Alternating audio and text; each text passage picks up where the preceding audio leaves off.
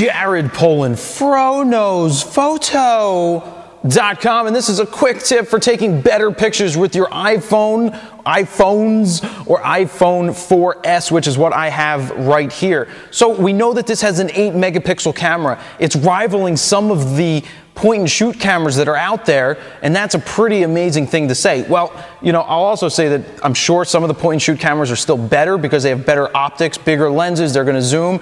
This is going to be a very comparable camera at 8 megapixels because it's a fixed focal length lens. I'm not sure what the equivalent focal length is, but what that means, fixed focal length, is that, you know, you can't zoom. And if you zoom, I don't recommend zooming with the camera because you're going to take away your megapixels and your quality. You're better off cropping later for those of you who want to crop in, you know, later when you're editing. But it's a 2.4, an f2.4 aperture, which is going to let in a lot more light. And it could be interesting to see if we can control the depth of field with that. But for those who don't care about any of that stuff and just want to know how to hold the iPhone 4S and to cheat the system a little bit, well, it's pretty simple.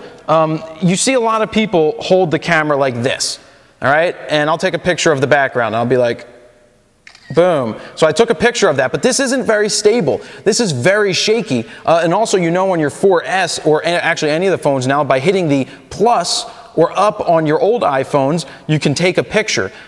This is how a lot of people hold the camera. This isn't very sturdy.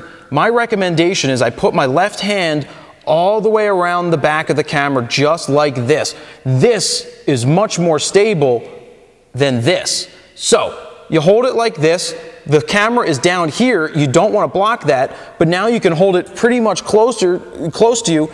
Press the shutter button, take a picture, and you have it. So even if you have Instagram, I mean, you know, now that we have the button here to activate the camera, I suggest holding the phone like this at all times when you're shooting pictures. You have your options here to shoot with a grid. That's going to be good for your rule of thirds. You have an option for HDR. I'm not a big fan of HDR, but, you know, let's do an HDR shot just for fun to see what is going to happen here. Here we go. HDR is on. I'm taking a picture. It's saving the HDR.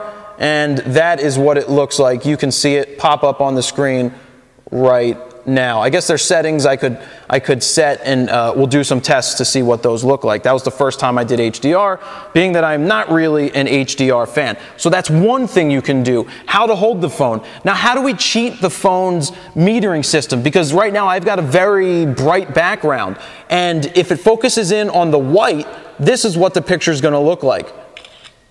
Oh, I got to turn off. Let me turn off HDR and do that again. Boom.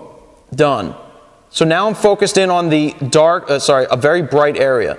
So the picture goes dark because we're focused on that bright area. But if we want to cheat that, how do we make it go light? Well, I'm going to focus in on a darker area of the scene, which is then going to expose properly for the shadows, not exposing for the highlights, which are the big bright lights coming in the background. So that's how you cheat the system. If your image is coming up too dark on your iPhone, focus on something else in the image that's darker, because then that's going to make the exposure, you know, it's going to open up. It's going to give you more light. So as you can see from those two pictures, one is very dark, one is better, and that makes all the difference in the world. But you can see I'm holding the phone like this, and it feels much better, and I have more stability. Instead of going like this, which is shaky, especially if you're doing video, this is going to be much better because you're like a natural tripod. I mean, some of us are like natural tripods anyway, but you hold the phone closer to you because the closer you hold it to you, the more stable it's going to be. So that's it. Hold it close, hold it like this, press the button. Focus in on a dark area if you want to brighten up the image, or if you want to focus in on a bright area, that's going to make the image darker. So just work on those exposure type things. So that's a quick tip for using your iPhone or iPhone 3, iPhone 3GS, or iPhone 4S to take better pictures and cheat the system. Jared Poland, FroKnowsPhoto.com. See ya.